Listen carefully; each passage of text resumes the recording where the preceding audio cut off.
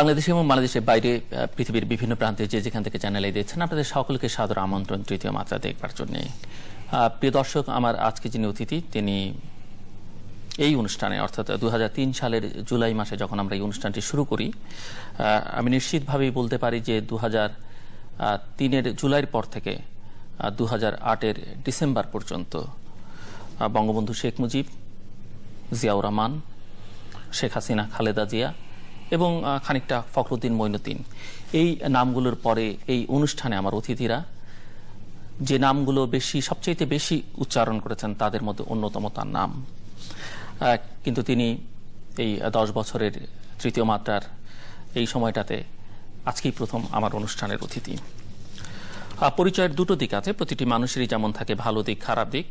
কারো কারো ক্ষেত্রে ভালোটা অনেক বেশি প্রমিনেন্ট থাকে, কারো কারো কাছে ক্ষেত্রে খারাপটা অনেক বেশি প্রমিনেন্ট হয়।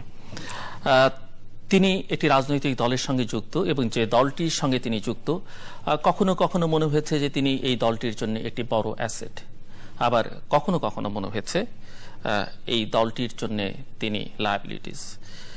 এবং দল যখন ক্ষমতাচ্যুত হয় বা পরাজিত হয় নির্বাচনে, অতীত ইতিহাসের রেকর্ড বলে যে এই দলের একবার ক্ষমতা হারানোর সঙ্গে যে নামগুলো ঘুরে ফিরে এসছে, যাদের কারণে পরাজয়টা, তাদের মধ্যে তার নামটাও ছিল।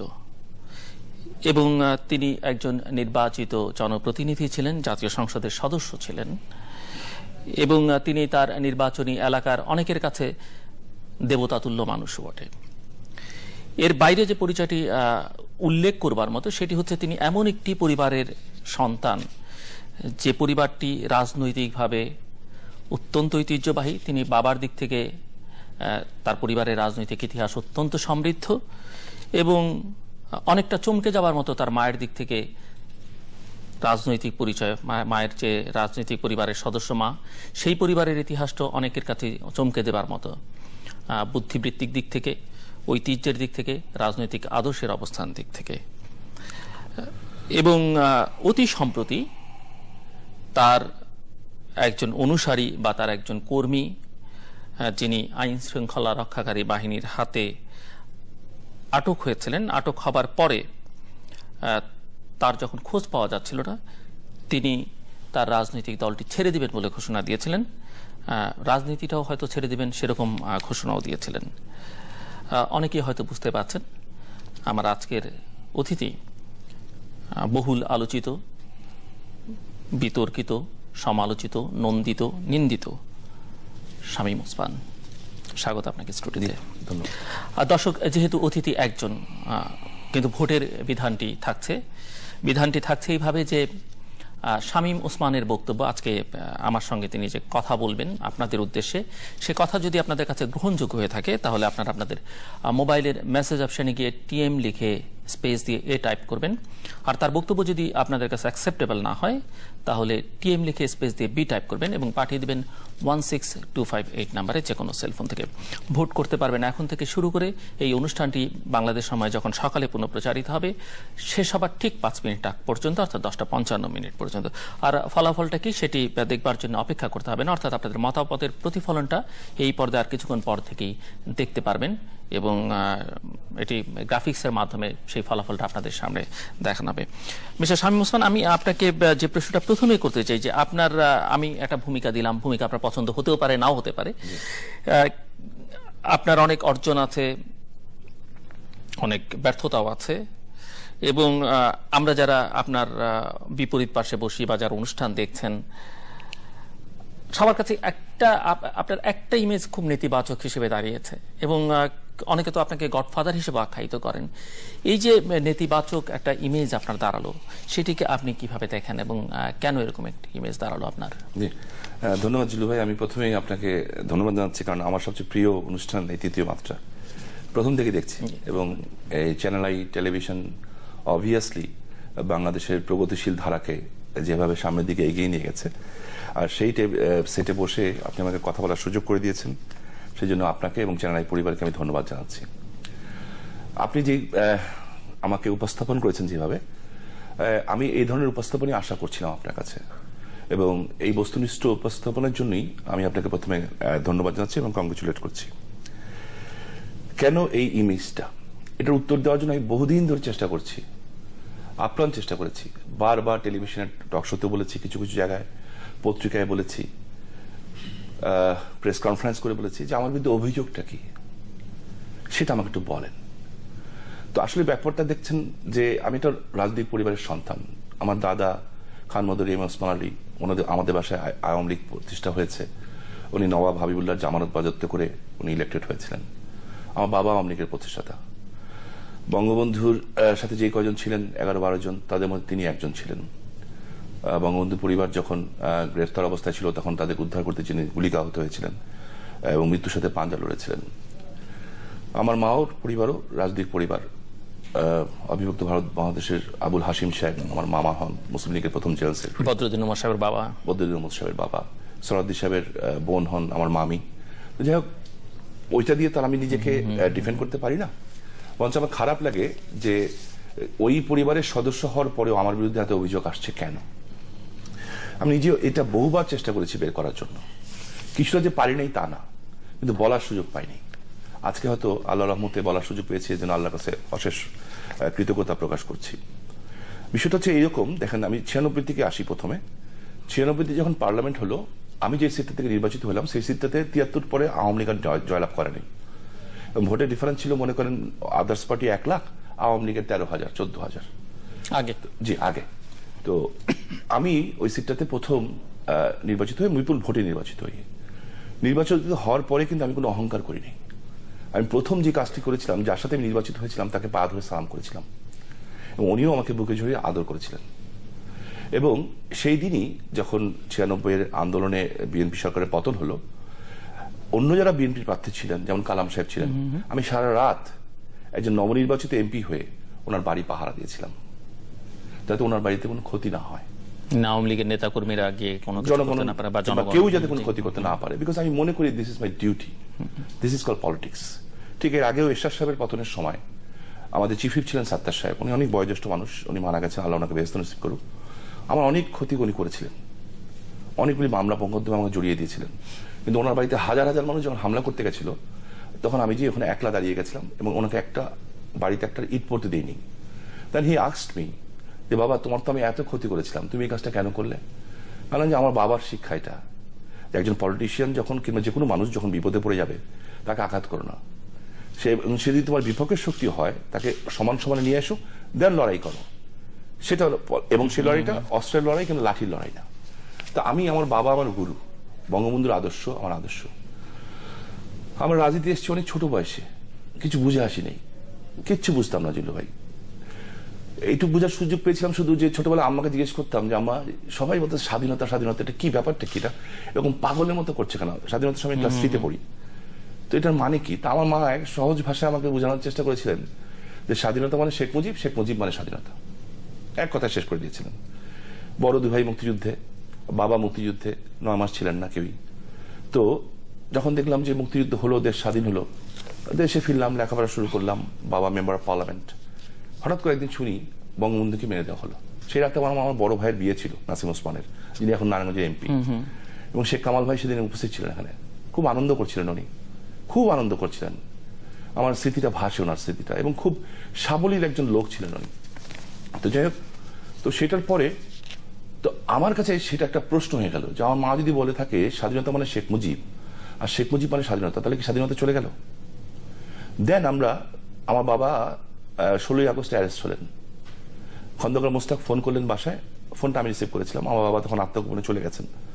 আমার মা ফোনটা ধরলেন এবং ধরার পরে আমার বাবাকে মাকে বললেন যে তুমি এক কাজ করো, ওকে বলো আমার মন্ত্রিসভায় শপথ গ্রহণ করতে।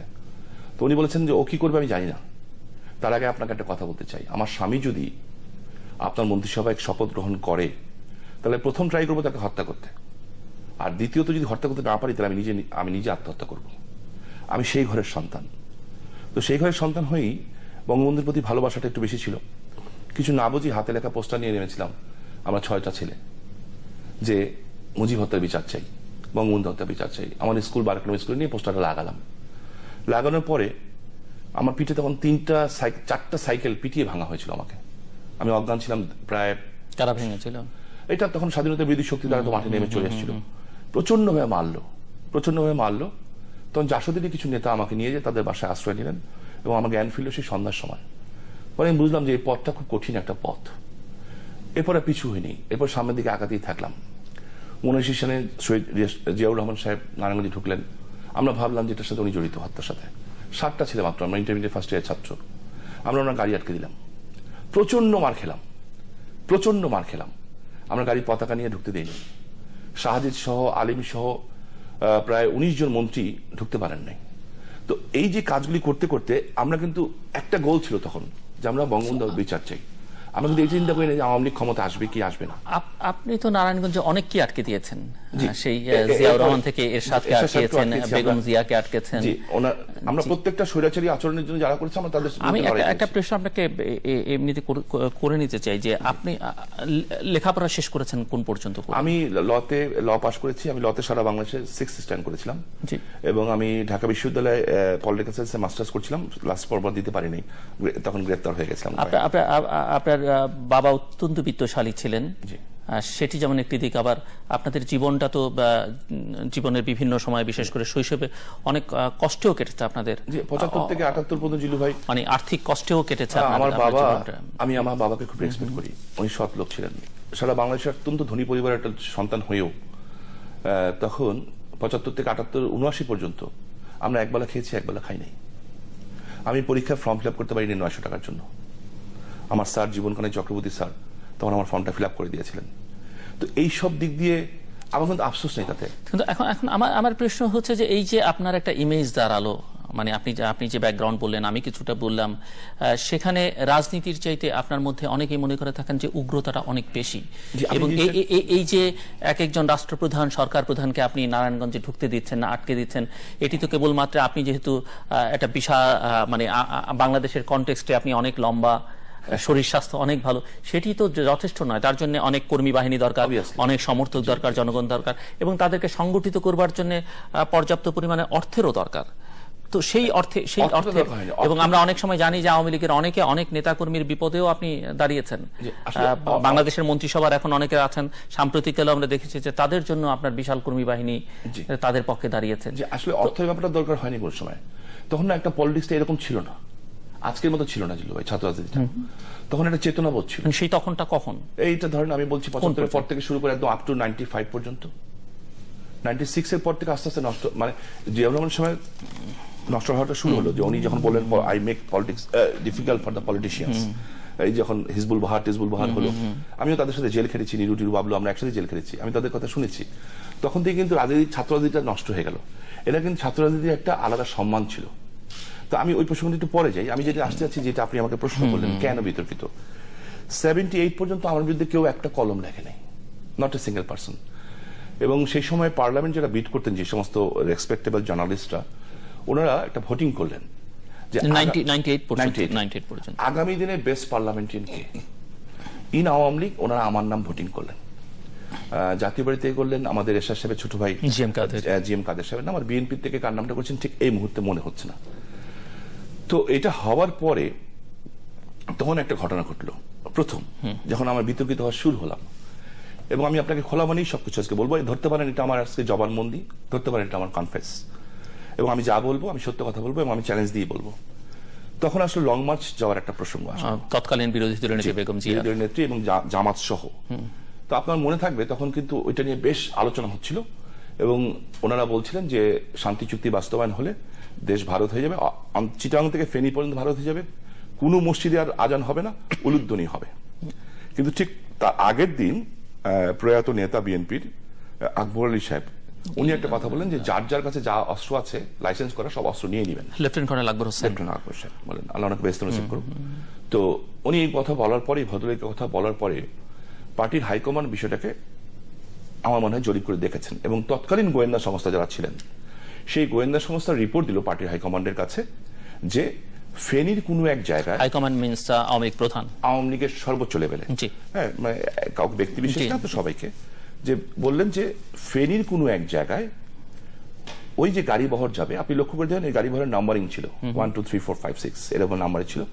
ওই গাড়ি বহরের কোনো দুটো গাড়িতে মাটি, আমি সত্য মিথ্যা আমি জানি না, এটা গোয়েন্দা সংস্থার রিপোর্ট, যে মাটি কাটার লেবার থাকবে।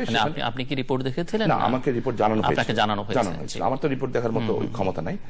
তো ওই মাটি কাটার লেবারের উপরে বম ব্লাস্ট হবে এবং ওখানে প্রায় 65 লোক নিহত হতে পারেন, এবং তার পরিপ্রেক্ষিতে যেটা হবে সারা দেশে অ্যারাউন্ড 65 দুইটা গাড়িতে ছিল। এবং তারপরে প্রশ্ন উঠবে যে বিরোধী নেত্রী কেমন আছেন। স্বাভাবিকভাবে দেশে উনি একজন শ্রদ্ধেয় নেতৃত্ব, তো একটা সারা দেশে একটা ম্যাসাকার হবে। তো এই খবরটা যখন আসলো তখন অনেক রাত, এবং সেখানে আমি কিন্তু একা ছিলাম না, টোটাল অভিযোগটা আমার উপরে আসলো। কিন্তু সেখানে কিন্তু আমি ছিলাম পার্টির সেক্রেটারি, নাজমা রহমান ছিলেন প্রেসিডেন্ট, ওনার সভাপতিত্বেই সভা হলো, এবং সেদিন সাদা পতাকা মিছিল ছিল। আমাদের জেনারেল শফিউল্লাহ চাচা, আমাদের অন্যান্য যারা এমপি যাচ্ছেন তারা ছিলেন, জাতীয় পর্যায়ের সব ওনার ছিলেন, নেতারা ছিলেন, উপস্থিত ছিলেন। একটা মিটিং হলো, এবং সেখানে মিটিং হওয়ার পরে এটাও বলা হলো যে কোনো ধরনের অঘটন ঘটতে পারবে না। পার্টির সিদ্ধান্ত তখন এটা ছিল না যে ওনাকে আটকে দেওয়া, পার্টির সিদ্ধান্ত এটা ছিল টাইমটাকে চেঞ্জ করে দেওয়া, ডিউ টু অনারেবল বিরোধী দলের নেত্রীর সিকিউরিটির প্রশ্নে। হয়তো বিষয়টা উনি জানতেনও না, কিংবা জানতেন, আই ডোন্ট নো। তো আমরা কিন্তু আটকাই নেই, টাইমটাকে শিফট করে দিয়েছি, 3 ঘন্টা পিছিয়ে দেওয়া হয়েছে জিনিসটাকে, আর কিন্তু কিছু না।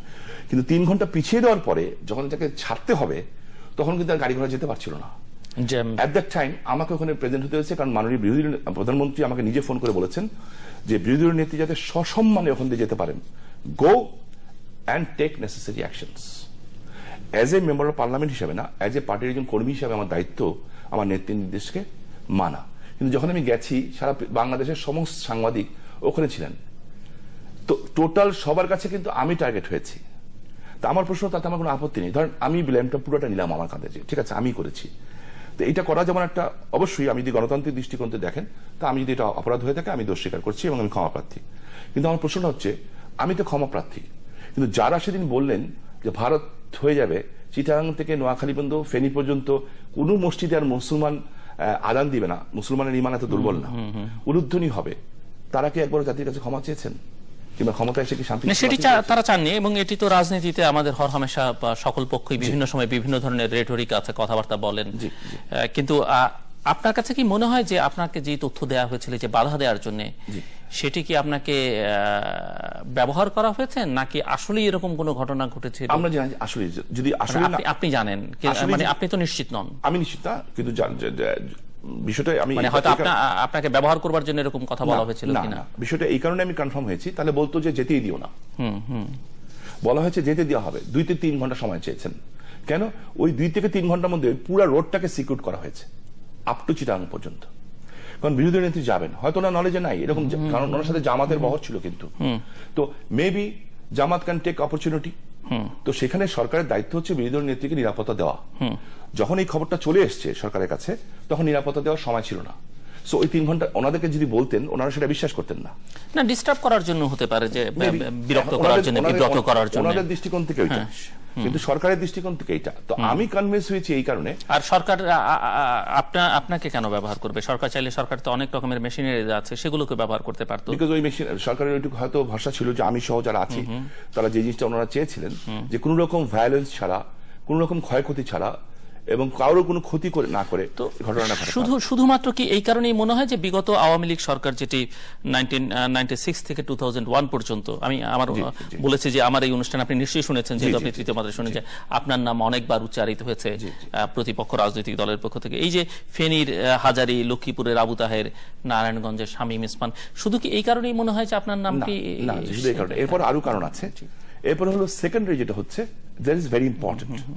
সেটা হচ্ছে, আপনি জানেন যে আমরা নারায়ণগঞ্জকে গোলাম আজমকে অমানজিত ঘোষণা করেছিলাম। সারা বাংলাদেশের সকল বুদ্ধিজীবীরা ছিলেন নারায়ণগঞ্জে। আমার বাবার নামে নারায়ণগঞ্জের তুরান বিশ্ববিদ্যালয় কলেজে আর্টস ফ্যাকাল্টিতে হওয়ার কথা ছিল। জাহানারা ম্যামের প্রতি আমার একটা আলাদা দরদ ছিল। উনি আমাকে একটা কথা বলেছেন, আজও এই কথাটা আমাকে কাঁদায়। আমি খুব ফিল করি কথাটা, আমার প্রতিটা লোম খুব ফিল করে। তো ওনার সাথে আমার আগে পরিচয় ছিল না। তো এই বিদুষী ভদ্র মহিলা একটা অনুষ্ঠানে গেছিলেন, যে এবং যাওয়ার পরে অনুষ্ঠানটা বৃষ্টি হয়ে গেল, নষ্ট হয়ে যাচ্ছিল। পরে আমি বক্তৃতা দেওয়ার পরে কর্মীগুলি জমে গেছিল, তো উনি আমাদের তাকিয়েছিলেন অবাক দৃষ্টিতে। দেওয়ার পরে উনি আমাকে বললেন যে বাবা, আমাকে একটু গাড়িতে উঠিয়ে দাও। তো আমি ওনার হাতটাকে আস্তে করে ধরেছিলাম, বলে একটু জোরে ধরো। তা একটু জোরে ধরলাম, বলে আরে বোকা, তোর মাকে যেভাবে ধরবি সেভাবে ধর। আমি রীতিমতো ওনাকে আগে নিয়েই গাড়িতে উঠালাম। উনি গাড়িতে একটা কথা আমাকে বলেছিলেন, শামীম বাবা, আমার যেমন ক্যান্সার না, এই দেশটা ক্যান্সার হয়ে গেছে, দেশটাকে বাঁচাও। এই কথাটা এক সেকেন্ডের মধ্যে আমার ভিতরে বিদ্যুতের মতো চমকে গেছিল। তো দেন উনি যখন ছিলেন না, আওয়ামী লীগের সরকারের আমলে সিলেটে জানান ইমাম ভবন হয় নাই, আমরা নারায়ণগঞ্জে করেছিলাম।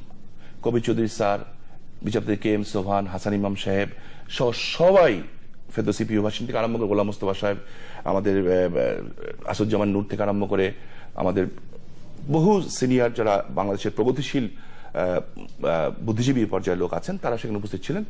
এবং সেইখানকার অনুষ্ঠান দেখে কবি চৌধুরী স্যার কেঁদে দিলেন। দেওয়ার পরে একটা পর্যায়ে বললেন, শামীম একটা কিছু ঘোষণা দাও। তাহলে আমি কি দিব? তখন এখান থেকে শুরু হোক আবার। আমি নেত্রী পারমিশন নিলাম। পারমিশন নেওয়ার পরে আমি কিন্তু এই ঘোষণা দিলাম যে গোলাম আজমকে আমরা টোকেন, আমরা বললাম টোকেন, যে উনি এখানে অবাঞ্ছিত। এটা হলো দ্বিতীয় একটা রিজন। তখন এই যে জামাতপন্থী যে মিডিয়াগুলি আছে সেটা আমার উপরে ক্ষেপ। থার্ডলি আসলো নারায়ণগঞ্জে একটা ছিল, আপনি জানেন, নিষিদ্ধ পল্লী। এটার ব্যাপারে আমি ইসলামিক দৃষ্টিকোণ থেকে, ধর্মীয় দৃষ্টিকোণ থেকে, এবং আমি মনে করি না নারী এবং মা কোন সময় ভোগ্যপণ্য হতে পারে, এবং যে এই নির্যাতন তাদের উপরে চালানো হতো, আমরা এলাকার বাসী হিসেবে আমরা জানতাম। সেটাকে আমরা পুনর্বাসনের মধ্যে উঠালাম। সেখানে আরেকটা ক্লাসের আরেকটা শ্রেণীর স্বার্থে আঘাত হলো। তো হয়ে গেল তিনটা। মানুষ হলাম আমি ছোট। এরপরে হলো পার্লামেন্টে কিছু বক্তব্য, কিছু ছবি প্রদর্শন আমার দ্বারা সংগঠিত হলো, যেটা কোনো জবাব তৎকালীন বিরোধী দল দিতে পারেন নাই। আমি ওইটাকে বলে অন্যদেরকে বিব্রত করতে চাচ্ছি না ছবিটা নিয়ে। তো সেই ছবিটা আমার সাথে ক্যাপ্টেন তাজ সাহেব ছিলেন, আমাদের ফারুক খান সাহেব ছিলেন, ওনারা ধরেছিলেন ছবিটা। তো ওই ছবিটা দেখানোর পরে কোনো উত্তর দিতে পারেননি, ওনারা পার্লামেন্ট থেকে বেরিয়ে গেছিলেন। তো এই কাজগুলি ধরতে পারেন একটা আমি ছোট ইঁদুর হয়ে হাতির সাথে লড়াইতে চলে গেছিলাম। তো ওনাদের সমস্ত ক্ষোভটা, রাগটা আমার উপরে আসলো। এবং তারপরেই দেখলাম দু একটা পত্রিকা শুরু করলো আমার বিরুদ্ধে লেখা, শামীম ওসমান গডফাদার, শামীম ওসমান এইটা। ওকে ফাইন, আমার কোনো আপত্তি নেই। আমার জিলু ভাই আজকে আপনার মাধ্যমে জাতির কাছে প্রশ্ন, এবং যারা বলেছেন আমার নামে তাদের কাছে প্রশ্ন, যে কোনো জায়গায় আপনার অনুষ্ঠানই হোক না কেন, ওপেন ফিল্ডে হোক, মাঠে হোক, একটা অভিযোগ আমি রিকোয়েস্ট করবো তাদের কাছে হাত জোর করে, একটা অভিযোগ যে আমি কি করেছি, আমি কাকে মেরেছি, কাকে খুন করেছি, কার জমি দখল করেছি। গডফাদার হতে কিছু 111 এর পরে তো প্রথম দণ্ডপ্রাপ্ত ব্যক্তি আপনি। আমি বিষয়টা আসি জিলু ভাই, আমি খুব মনের কষ্ট নিয়ে আপনার কাছে কনফেস করছি, কারণ আমি মনে করছি this is my platform.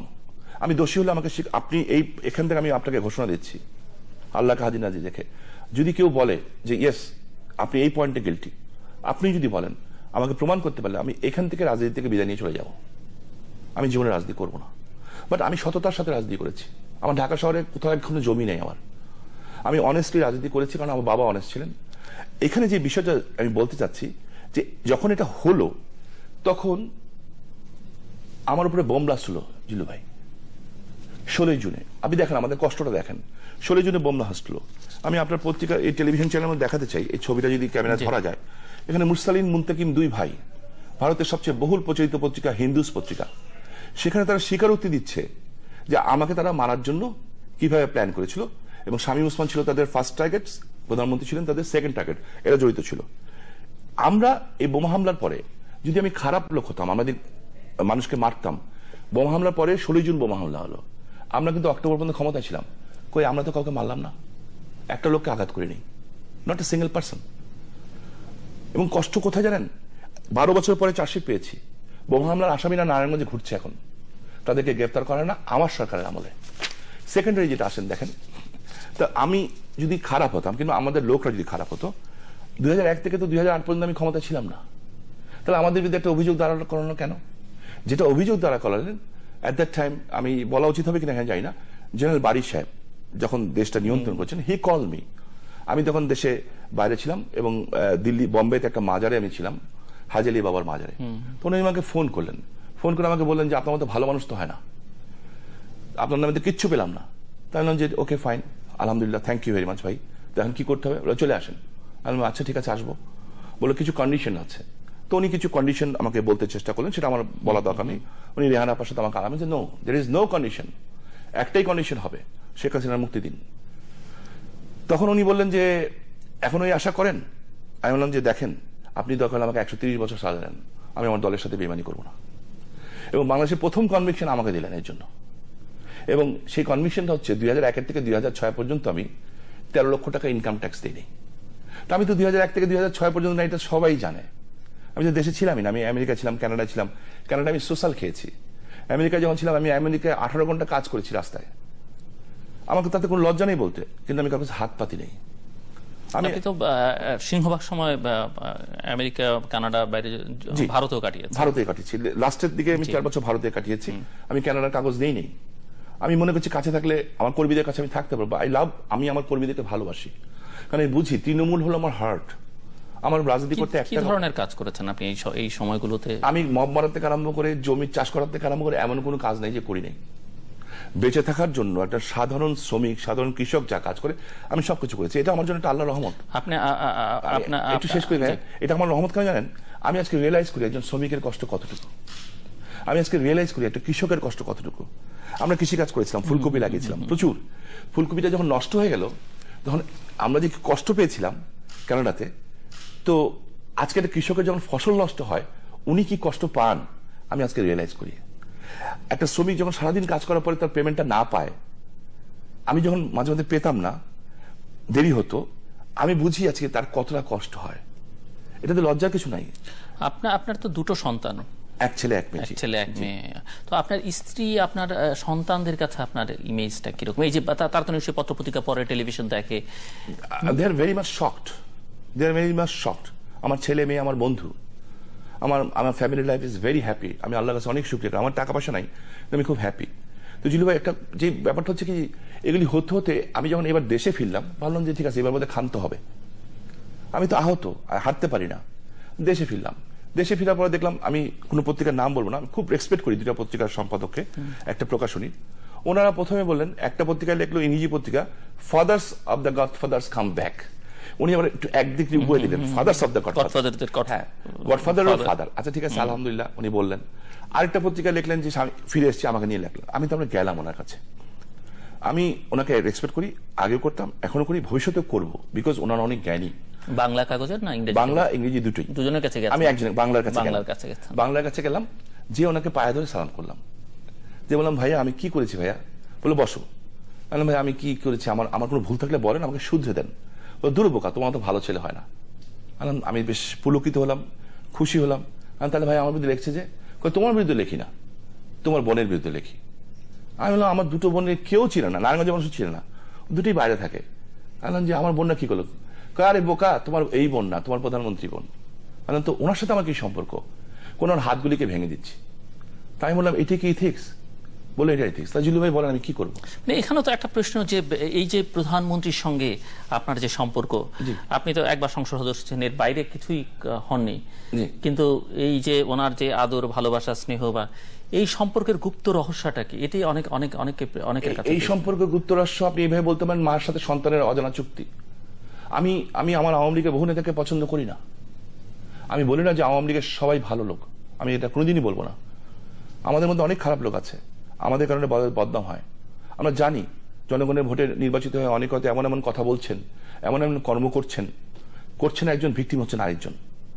So আমরা ভিকটিমাইজ হই, সেটা শেয়ার বাজার বলেন কিংবা যে কোনো জায়গায় বলেন। আপনার বিরুদ্ধে তো সাংবাদিক সম্পাদককে প্রকাশ্যে হুমকি দেবার অভিযোগও বিভিন্ন সময় এসছে। এখন আমরা দেখছি যে সাংবাদিকদের সঙ্গে অসদাচরণের জন্য একজন সংসদ সদস্য কারাগারেও আছেন। কিন্তু এরকম অনেক সংসদ সদস্যের চেহারা আমরা দেখেছি যাদের কিছুই হয়নি, এমনকি আপনার বিরুদ্ধে সেই ধরনের অভিযোগ। আমার বিরুদ্ধে কিন্তু আজ পর্যন্ত কোনো এই ধরনের, আমি যে আমার বিরুদ্ধে সারা জীবন লেগেছে তার সাথে আমার সম্পর্ক ভালো। আমি শুধু অভিযোগগুলো কেন আসে আমাকে একটু বলবেন, যে আপনি দলের জন্য এত কিছু করেন বলছেন, কিন্তু আমরা যে নারায়ণগঞ্জের কথাই বলি, যে নারায়ণগঞ্জের যে সংসদ সদস্য কবরী, তারপরে মেয়র আইভি, তাদের সঙ্গে তো আপনার সুসম্পর্ক নেই দলের ভেতরেই। দেখেন, কবরী উনি আমার চাচি হন সম্পর্কে, ঠিক আছে। আমি যখন দেখেন কিভাবে নিউজগুলি হয়, গত পরশুদিন একটা পত্রিকা দেখলাম যে আমি নাকি দেশে ফিরে এসে নমিনেশন চেয়েছিলাম, নমিনেশন পাই নাই। আমি অবাক হলাম, এটা নিউজ হলো? আমি তো দেশেই আসিনি, আমি নমিনেশন চাবো কোত্থেকে আর পাবো কোত্থেকে? ওনাকে দেওয়া হয়েছে, আমি টেলিফোনের সব জায়গায় ভাষণ দিয়েছি এবং ওনার ভিডিও সিডি আমার কাছে আছে, যদি চান আপনার অনুষ্ঠানে আমি দেখাতে পারি। উনি বলেছেন, আমি শামীমের এসেছি, আমি এখানে ইলেকশন করতে এসেছি, আমি শামীমের জন্য এসেছি, তোমরা আমাকে যদি নির্বাচিত করো তা শামীম ফিরে আসতে পারবে। আমার কর্মীরা তার জন্য খেটেছে, পাশ করেছেন। আমি ওনাকে, উনি কি করেছেন এই বিষয় বলে আমি নিজেকে ভালো করতে চাই না। আমার কথা হচ্ছে, যদি আমাকে কেউ কিছু বলে, কেন বলছে, এটা আমার প্রশ্নটা। আমি সেই প্রশ্নটার উত্তর খুঁজছি এবং আপনার অনুষ্ঠানের মাধ্যমে খুঁজছি।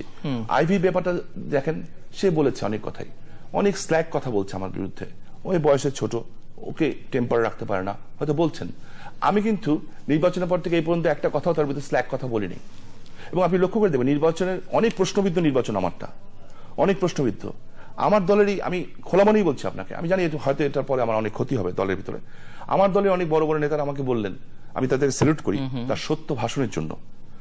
সত্য ভাষণের জন্য বললেন, অনেকে বললেন যে নেত্রীও চেয়েছেন তুমি পাশ করো, কিন্তু আমরা তোমাকে পাশ করতে দেইনি। আমি অবাক হলাম, আশ্চর্য হলাম। এবং তৈমুর আলম খন্দকারকে রাতে ওখানে 1,27,000 ভোট আছে বিএনপির, 1,07,865টা ভোট থাকার পরেও রাতে 12টার সময়, 12:30টার সময় তৈমুর আলম খন্দকারকে বসিয়ে দেওয়া হলো।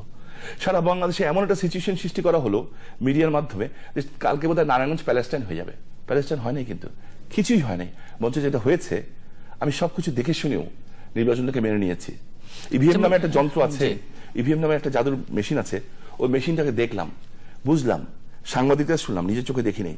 সবকিছু পরেও মেনে নিয়ে জাস্ট 6 ঘন্টা রেস্ট নিয়েছি। রেস্ট নেওয়ার পরে আপনার টেলিভিশনের সাংবাদিকরাও গেছিলেন, ওনাদের সকলকে আমি নিজে হাতে মিষ্টি মুখ করিয়েছি। আমি যখন মিষ্টি মুখ করিয়েছি কেন, যে আমার একজন প্রার্থী পাশ করেছেন তার পক্ষ থেকে, আমি কি এটা একসেপ্ট করতে পারি না? আমি কি এটা আশা করতে পারি না সেই প্রার্থী যদি আমার বয়সে ছোট হয়ে থাকে সে এসে আমাকে একটু সালাম করবে? আজকে বিএনপি যে 4-5টা এলাকায় প্রার্থী পাশ করেছে তারা সবাই তো আওয়ামী লীগের বাসায় গেছে, সে তো আমার দলের পরিচয় দিয়েই চলছে। এইটুকু আমি আশা করতে পারি না একটা ভদ্রলোকের কাছে? কিন্তু এখানে আরেকটা যে আপনাদের যে শক্তিমত্তা, যেমন আমার 9 অক্টোবর 2011-তে এক সংবাদ সম্মেলনে আপনার ভাই নাসিম ওসমান বলছিলেন যে নারায়ণগঞ্জে আমরাই হচ্ছে শক্তির দিক থেকে একচ্ছত্র এবং বিএনপি কোনো দলই না নির্বাচনে শামীম ওসমান বিপুল ভোটে জিতবে, এবং 30 অক্টোবর নির্বাচনে বিপুল ভোটে হেরেছিলেন আপনি, এবং পুরো পরিবেশ পরিস্থিতি সবকিছু আপনার প্রতিকূলে ছিল। আমার কেন এমনটা হলো? এবং এখানে আরেকটা প্রশ্ন আসে যে এই যে নারায়ণগঞ্জ যেটি প্রাচ্যের ড্যান্ডি ছিল হিসেবে খ্যাতিমান ছিল, ব্যবসা বাণিজ্যের শহর ছিল, এবং সেটিকে অনেকে একটা সময় সন্ত্রাসের জনপদ হিসেবে চিহ্নিত করেছে, এবং এই অবস্থার জন্য অনেকে দায়ী করেন আপনাদের 3 ভাইকে। আচ্ছা ঠিক আছে, যদি এটাই হয়ে থাকে আমি একটা পার্ট বাই পার্ট উত্তর দিই। 3 ভাইকে দায়ী করলে বড় ভাই কিন্তু 50,000 ভোটের ব্যবধানে সংসদ সদস্য নির্বাচিত হয়েছেন, এই নারায়ণগঞ্জই হয়েছেন কিন্তু সদর আসনে। মেজু ভাই সেলিম ওসমান উনি কোনদিন রাজনীতি করেন নাই, উনি কিন্তু পরপর 3বার চেম্বার অফ কমার্সের প্রেসিডেন্ট হয়েছেন, বিকিমির প্রেসিডেন্ট হয়েছেন নির্বাচনে ব্যবসায়ীদের ভোটে। যদি সন্ত্রাসের লেশ মতো থাকতো ব্যবসায়ীরা কিন্তু ভোট দিত না, কারণ সন্ত্রাসের প্রথম অ্যাটাক হচ্ছে ব্যবসায়ীরা। আমার প্রশ্ন হচ্ছে জিলু ভাই, আমি একটা আপনাকে প্রশ্ন করতে চাই, যারা আমাদের বিরুদ্ধে অভিযোগটা উত্থাপন করছেন, 2001 থেকে 2008 পর্যন্ত আমি তো দেশে ছিলাম না, তাহলে একটা অভিযোগ থানায় দিয়ে এজাহার করলেন না কেন? আমি তো তখন ছিলাম না। বরঞ্চ আপনি লক্ষ্য করে দেখেন, শুধুমাত্র আমার ভাই হওয়ার অপরাধে, আমার কাছে ডকুমেন্ট আছে এখানে, আমার ভাই হওয়ার অপরাধে আমার ভাই সেলিম ওসমান, উনি যিনি রাজনীতির সাথে জড়িত না, তার বাসায় হামলা করলো, তার ফ্যাক্টরিতে হামলা করলো, হামলা করে ফ্যাক্টরি থেকে 3 কোটি টাকা লুট করেছে, আপত্তি নাই, এটা বাংলাদেশের কালচার। ফ্যাক্টরিতে হামলা করেছে, টাকা লুট করেছে, মেশিনপত্র ভেঙে দিয়েছে, তাতেও আপত্তি নেই। আমি কষ্ট পেয়েছি, অবাক হয়েছি, আপনি নিজে কেঁপে উঠবেন। প্রায় 300 গরু ছিল ওখানে, গরুগুলো দুধের বান ব্লেড দিয়ে পুচিয়ে কেটে দেওয়া হয়েছে। রাজহাঁসগুলি ছিল বড় বড়, ও রাজহাঁস পালে, রাজহাঁসগুলি গলাটাকে কেটে খেয়ে ফেলতো, আপত্তি ছিল না, অর্ধেক করে কেটে দিয়েছে। আমার দাদার বাড়ি বাইতুল আমান, এটা ইতিহাস, হিস্ট্রিক্যাল বাড়ি একটা, সেই বাড়িকে ভেঙে দেওয়া হলো। পার্লামেন্টে প্রধানমন্ত্রী জননেত্রী শেখ হাসিনা প্রচন্ডভাবে ভূমিকা রাখার পরে বাধ্য হয়ে সরকার আবার ওটাকে ঠিক মানে থেকে সরে আসলো। আমাদের পৈতৃক বাড়ি হীরাম হলে যে আগুন দেওয়া হলো, বাড়ির সামনে দাঁড়িয়ে পেশাব করা হলো। কই, আমি তো 4.5 বছর দেশে ফিরেছি, আপনি বলেন কাউকে মেরেছি, কাউকে একটা থাপ্পড় দিয়েছি, কারোর ভিতরে মামলাও তো করলাম না। সেই প্রসঙ্গে আসছে আমি, কিন্তু এই যে আরেকটি অভিযোগ যে নারায়ণগঞ্জের পরিবহন ব্যবসা নিয়ন্ত্রণটা প্রচুর চাঁদাবাজি হয় নারায়ণগঞ্জে, সেগুলোর জন্য দায়ী করা হয় আপনাকে বা আপনার লোকজনকে? এখন পরিবহন ব্যবসা পরিবহন সেক্টরে আছে, এইটা একটা ইস্যু বারবার দাঁড়া করেন কেন? আমরা ওই সময়, আমার সময়, আমি প্রথম বাংলাদেশে এসি বাস চালাই, আমি নিয়ে যাই, বাস আমার ছিল না, কিন্তু আমার ইচ্ছা ছিল নারায়ণগঞ্জ থেকে এসি বাস চলুক। নিটোলের সাহায্য নিয়ে আমি এসি বাস চালাই, এবং আর খুব মজার ব্যাপার, ওই এসি বাসে যারা উঠতেন তারা তাদের বডি চেক আপ করে উঠতেন, এবং ড্রাইভারদেরকে আমরা মেডিকেল দিলাম, সব দিলাম। আমি একটা আধুনিক সিস্টেম চেয়েছিলাম যে অন্য দেশে যদি লাইনে দাঁড়িয়ে হয়। এবং আপনি লক্ষ্য করে দেখবেন নারায়ণগঞ্জে কিন্তু প্রথম ঢাকা নারায়ণগঞ্জ রুটে লাইনে দাঁড়িয়ে এই যে গাড়িতে উঠার যে প্রবণতাটা, এই সিস্টেমটা চালু হলো। তখন থেকে অনেকে মনে করলো যে টোটাল বাস কিন্তু আমার, আসলে কিন্তু বাস কিন্তু আমার না, এবং বাসের সাথে আমি জড়িতও না। এখন আমি যখন রাজনীতি করবো সমাজের সর্বসেক্টরের সাথেই চলবো। কিন্তু এখন যিনি বাস মালিক সমিতির সভাপতি, মজার ব্যাপার হচ্ছে উনি কিন্তু চেম্বারেরও ডাইরেক্টর, আবার উনি কিন্তু বাংলাদেশ অ্যাথলেটিক্স ফেডারেশনেরও সেক্রেটারি। ওনারা কিন্তু সমাজে গণ্যমান্য ব্যক্তি, বাই ভোটে নির্বাচিত এবং অলিম্পিক অ্যাসোসিয়েশনের মেম্বার। তারা এমন না যে কোনো শ্রমিক নেতা না, কিন্তু তারা যে মারামারি কাটাকাটি করে এখানে উঠে এসছেন। সো এখন যদি কেউ কিছু করে থাকে তার বিরুদ্ধে তার নির্দিষ্ট অভিযোগ থাকতে পারে। আমার প্রশ্ন হচ্ছে আমি কি করেছি, আমি কি করেছি যেটার জন্য আমাকে বলতে হবে শামীম ওসমান গডফাদার? হ্যাঁ, এখানে আমার অভিযোগটা আমি স্বীকার করে দিচ্ছি আপনার কাছে। লং মার্চ ঠেকেছি, কি কারণ ঠেকেছি সেটা আপনাকে আমি বলেছি। সেটা যদি অপরাধ হয়ে থাকে আমি অপরাধী। কিন্তু যারা এটা বললেন তারা এই যে বলে সারা বাংলাদেশে তারপর দিন যে হরতাল হলো, মানুষ মারা গেল, সেটা অপরাধ ছিল না? আমার দৃষ্টিকোণ থেকে, আমার দলের থেকে যদি হাইকমান্ড থেকে নির্দেশ আসে যে 65 peoples will be die, so তুমি যদি 3 ঘন্টা আটকে দিতে পারো তারা বেঁচে যাবে এবং বিরোধী দলের নেত্রী জানো সেফ হবে, তাহলে কোনটা রাইট? সেটিও কেন করা হয়েছিল, কারা করেছিলেন সেটি, সেই অপরাধটা আপনি বলতে পারেন যে আপনার না, যারা আপনাকে আদেশ দিল, নির্দেশ দিল তাদের হবে সেই প্রশ্নটা। কিন্তু আরেকটা প্রশ্ন যে আপনি যে স্বাধীনতা বিরোধী বা জঙ্গি বিরোধী একটা ভূমিকা আপনি সবসময় দাবি করেন, যে এই ভূমিকায় আপনি সবসময় অবতীর্ণ। সাম্প্রতিককালে যে যুদ্ধাপরাধীদের বিচার হচ্ছে এবং বিচারের প্রেক্ষিতে একটা সময়ে গিয়ে গণজাগরণ মঞ্চ হলো, নারায়ণগঞ্জে সেই গণজাগরণ মঞ্চের একজন সংগঠকের একটা মেধাবী ছেলে তকি, তার যে হত্যাকাণ্ড, তাকে যে হত্যা করা হলো, এবং সেই হত্যাকাণ্ডের জন্য প্রধানত আপনাকে দায়ী করা হচ্ছে এবং দায়ী করছেন, আবার ওই যে ছেলেটি মারা গেছে তার বাবা দায়ী করছেন, আপনার দলের অনেকে। নারায়ণগঞ্জের মেয়র ওই প্রথমে করেছেন, ওর বাবা প্রথমে করে নাই। মজার ব্যাপারটা হচ্ছে যখন এই ছেলেটা নিহত হলো, আল্লাহকে বেহেশত নসিব করুক, আমি কিন্তু সেদিন দেশে, আমরা কিন্তু তার 3 দিন আগে থেকে 4 দিন আগে থেকে দেশে মামলা লেখা আছে সক্রিয়ভাবে নাকি আমরা এটাতে অংশগ্রহণ করেছি। তো আমি যদি দেশেই না থাকি তো সক্রিয়ভাবে অংশগ্রহণ করলাম কোত্থেকে, যেটা আমি প্রেস কনফারেন্স করে দেখিয়েছি। তো বিষয় যেটা হচ্ছে, যখন গণজাগরণ মঞ্চ কিন্তু নারায়ণগঞ্জে হয় নাই। গণজাগরণ যে মঞ্চটা হয়েছে, চেতনার মঞ্চ যেটা হয়েছিল, সেইটা যেটা করেছিল সেটা হচ্ছে পারভেজ, যাকে আজকে 16 দিন হয়ে গেছে, যে গুম, স্ত্রীর সামনে থেকে, বাচ্চার সামনে থেকে ছেলে, যার নামে একটা মামলা নেই, জিডি নাই, তাকে গুম করা হয়েছে গুলশানের মতো জায়গা থেকে। আমি জানি না সে আমার নেতাকর্মী কোথায়, আমি জানি না। আজকে অভিযোগ করা হয়েছে, ঠিক আছে, অভিযোগ করলে তো আমি কিছু করার নেই, অভিযোগ প্রমাণ করতে হবে তো, এবং আমি বিশ্বাস করি প্রকৃত সত্য বেরিয়ে আসবে। এর আগে বহুবার আমাকে এইভাবে অভিযুক্ত করা হয়েছে। ঠিক যেই মুহূর্তে আমি জামাতের বিরুদ্ধে নারায়ণগঞ্জে নামলাম, ঠিক সেই মুহূর্তে এই ঘটনাটা আমার উপর চাপিয়ে দেওয়া হলো। আমরা বারবার বলার চেষ্টা করেছি, বশির বাপ্পি কিন্তু প্রথমে বলেন না এই বিষয়টা, ওনার ব্যাকগ্রাউন্ড সম্বন্ধে বলতে চাই না, কারণ উনি ভিক্টিমাইজ। আইভি প্রথম দিন থেকে এই কথাটা বলছেন, আমরা প্রথম থেকে চুপ আছি, এখন পর্যন্ত কোনো জবাব দিচ্ছি না।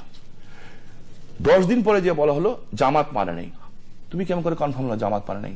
আওয়ামী লীগের লোকের সাথে তো জামাতের সম্পর্ক থাকার কথা না। ফাইন, থাকতেও পারে, যদি থেকেই থাকে, জামাত না মানে নেই তো কারা মেরেছে? আমরা মেরেছি। মামলা করলেন না কেন? আমাদের নামে কোনো মামলা হয়নি, কিন্তু অবহিত পত্র দেওয়া হয়েছে। অবহিত পত্র নিলেন কে? এসপির অবহিত পত্র নেওয়ার কোনো রাইট নেই। আপনি শুনে অবাক হবেন, রিফাত বিন ওসমান নামে একটা ছেলে, যে নিজেকে ছাত্র দলের কর্মী বলে দাবি করেছে, তাকে 11 দিন ডিবি অফিসে নিয়ে অমানসিক টর্চার করা হয়েছে, তাকে মুখের মধ্যে পিস্তল ঠেকিয়ে কাজপুর বিজে নেওয়া যাওয়া হয়েছে। তার বক্তব্য সাংবাদিকের কাছে রেকর্ড আছে, যেটা যুগান্তর, কালেকণ্ঠ, বাংলাদেশ প্রতিদিন সহ, ইত্তেফাক সহ সব পত্রিকায় বেরিয়েছে, যে তাকে বলা হয়েছে ডিবি অফিসে অত্যাচার করে, তুমি বলো যে তুমি ওসমান পরিবারের লোক। সে বলেছে আমার বাবার নাম ওসমান গনি, আমি ওসমান না, আর আমি জীবনে ছাত্রলীগ করিনি, আমি ছাত্র দলের কর্মী। সেখানে সরকার আমার ক্ষমতায়, তাহলে কারা ওই ছেলেটাকে পিটিয়ে বলছে যে আমাদের নাম বলতে? কারা এরা? কাদের এত ক্ষমতা?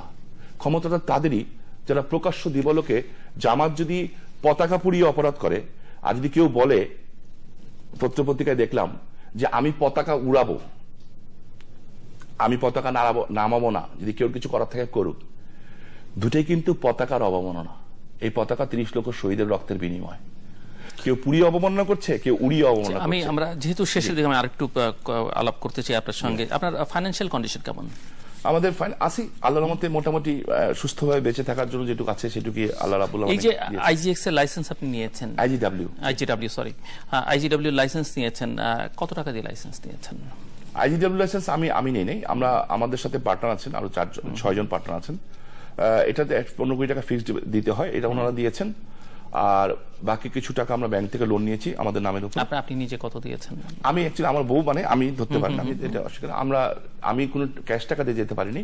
আমরা যেটা দিয়েছি ব্যাংক লোনটা অ্যারেঞ্জ করেছি, জমিটা যেটা আছে সেটা মর্গেজ দিয়েছি। মানে যা দিয়েছেন যা করছেন সেগুলো প্রদর্শিত সব ট্যাক্স ফাইলে, সবই প্রদর্শিত। এবং আমি ব্যাংক লোনে গেছি এই প্রথম জীবনে।